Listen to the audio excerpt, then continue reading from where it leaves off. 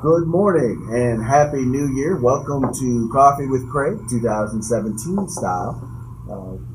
Sorry about the end of last week. I was actually just taking some time off, getting prepared for the new year. So I'm very, very happy to be back with you this year. Obviously, some big things happened at the end of last week.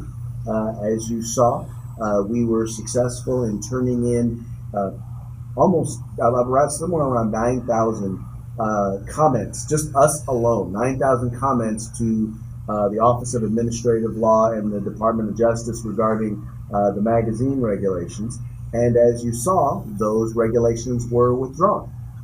We also saw that the Department of Justice actually dropped a draft of their regulations on the assault weapons. Now, what I want on assault weapons ban, what I wanted to do is just talk real briefly about both. First, I wanted to kind of talk with you a little bit about the assault weapons regs.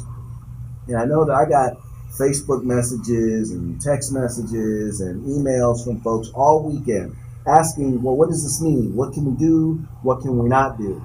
And I think it's important for all of us to understand that, it takes a while to kind of go through this stuff. And there are some attorneys who have a lot more knowledge than myself or than a lot of folks out there than the folks that you're working at your workbench with about exactly what these regulations are going to mean. So it's going to take a little bit of time. It's going to take time for folks to actually review and analyze them and then be able to help folks know what you can do and what you can't do. So give folks a little time. We're going to take a little bit of time, analyze those. The other thing that we're going to do with that is after we determine what you can do and what you can't do, then we'll be able to look at what is the next step. In other words, what are our options legally in terms of court cases. Now, it's important for you to understand that we're not going to lay out our legal strategy, here on social media. We're not going to lay it out on our webpage. We're not going to lay it out on Facebook or Coffee with Craig. We're not the Dallas Cowboys of the 1990s where we can just run a sweep off tackle to the left and ain't nothing they can do about it. The fact is that you take a look at these regulations, and what's interesting about it is you notice some of the things that are in there specifically are things to address some of the things that you've seen on all of the forums. People talk about, well, I'm going to do this and I'm going to do that. And so, the Department of Justice and the people who write these regulations and the people at the Brady campaign, they're paying attention. They're looking at what you're saying, and they're like, okay, well, we got to make sure to address that. Okay, well, we got to make sure to address that. So it's important to understand that we don't want to lay out our legal strategy in front of everybody. We want to basically, when we're ready to go, we want to go and know that we've got a plan that chances are they're not going to be prepared for. And if they are prepared for it, hopefully they're not going to be able to do anything about it. So that's important for you to understand.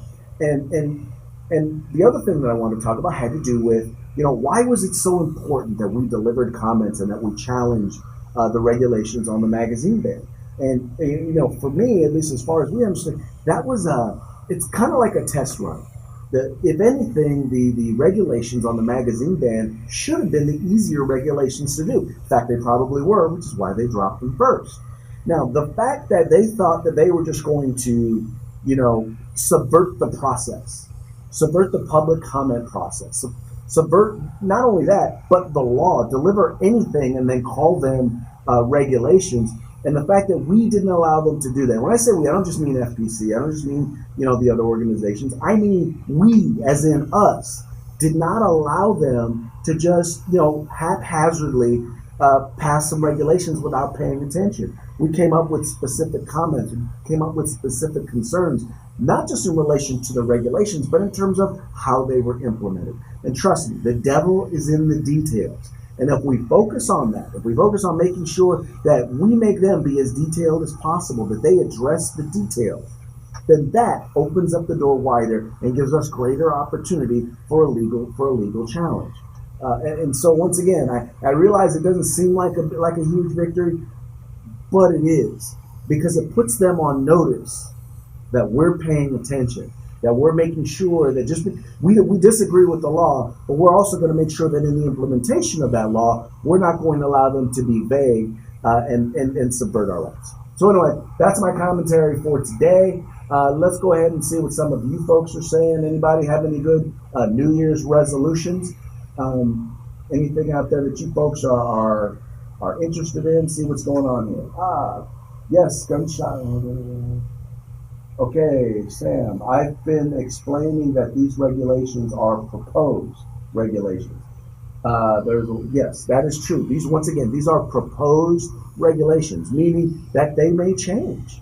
Once again, this is just the first salvo, so we don't know exactly what it's going to look like until it's all said and done.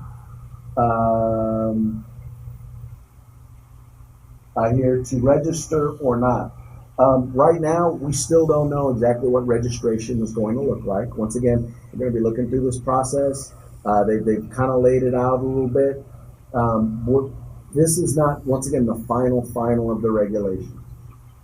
We need to stop talking about the policies and the ways to get around it on cow guns. That was Jason Reagan. Yes, that is very, very true. You can talk about what is compliance and what's not, but once again, if you start talking about how you're going to get around it, well, that's like you might as well be telling, I want to put this. You're giving yourself away. You're telling them, well, this is the way. One of the things that made the bullet button work so well was because it didn't come out until after the regs and everything were in place. All right. So once again, and I hear that you guys want to hear that. And I know you get frustrated when organizations like ours don't say, hey, this is the big legal strategy. Trust me. If you want it to work, if we're going to be successful, we have to learn to be strategic. And part of strategery is not giving away your strategy. Where are we at here? No change in how you buy any ammunition yet. July 1st, 2018. Once again, that is correct so far. Nothing has changed. FPC, putting in work on a holiday. Thanks. Yes, we are putting in work on a holiday. I realize most of y'all are probably sitting at home, chilling, relaxing. No, we are here making sure that you guys are up to date. And I very much appreciate you recognizing. What's wrong with your audio? I don't know if anyone else is having audio issues, and we seem to be doing fine. I don't own any assault weapons, so I can't enter into DOJ to register such a weapon. Okay, James, I hear what you're saying. I hear you, but then again, I also hear you. FBC, anything else? Gun store employees are not lawyers. Yes, that is a very important one. Gun store employees are not lawyers. I very much appreciate them. Gun store owners are not lawyers. Ultimately, they're given specifics in terms of what they can and can't do, what they can and can't sell. But ultimately, you want to hear from someone who is a legal expert in terms of what you can and can't do. You just want to make sure to protect, once again, you want to protect yourself, or at least whatever decision you make regarding to register or not to register, or whatever modifications you want to make sure that you go into it with your eyes wide open. That is vitally important. I know there's a lot of those, we shall not comply folks. It's important once again, for you to understand, even if that's your decision, that you know exactly what you're getting yourself into. I always believe in going to stuff eyes wide open.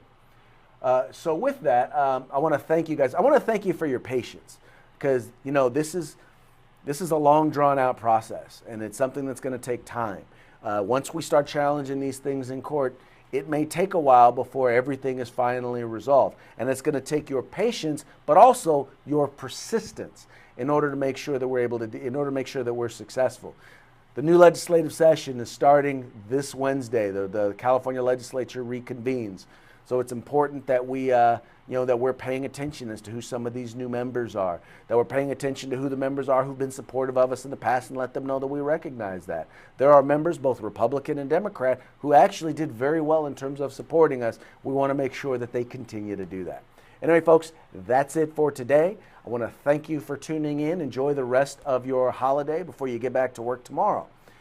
Once again, this is Craig DeLuz, and I look forward to speaking with you again tomorrow morning.